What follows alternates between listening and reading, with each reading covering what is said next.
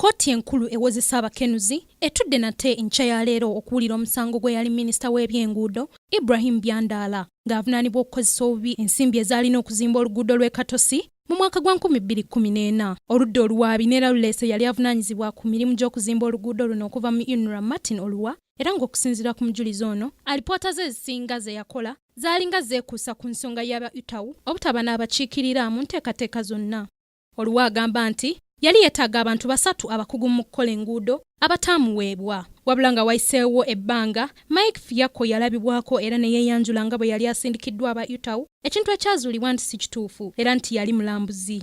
Oluwa kirambise nti yaafiisi z'aba UTAU ezaali zisuubira okuba ku Jinja Road Poloti 86 zaali njingirire era kyazuulibwa oluvannyuma nti tezaaliwo. Wabula ekiwuniikiriza kkooti y'omu ku bawawaabirwa Apollo Senkeeto era ng'ono ye yali akiikirira UTAU mu Uganda okuvaayo n'akunya Oluwo, era ne kizuulibwa nti bano ababiri baasinkanako mu nkukutu era nga Oluwo yali asaba aba UTAU okumuwa obuwumbi obusoba mu 5 asobole okuzibira obutali bumanyirivu bwabwe, nga ne mu kino yagulibwa emmotoka empya eya Toyota Land Cruiser kapyata. Senkeeto annyonnyodde kkooti nga Oluwa bwe yawandiika alipoota eyalaga nti UTAU yali ebbye obuwumbi 24 ng'ennaku z'omwezi 9 omwezi ogwokutaano 2014, ekintu ekitali kituufu kubanga ebiseera ebyo kaliisoliiso wa gavumenti yali amaze okuyisa ekiragiro ekigaana ssente wakati wa UNRA ne UTAU okutambuzibwa, ekintu Oluwa kyataayanjulira kakiiko olw'ensonga ze ez'okwagala okukumpanya. Wano omulamuzi Gidudu Lawrence waasinzidde n'alagira oludda oluwaabi okwongera okuleeta obujulizi obuluma Senkeeto, Byandala ne banne abalala,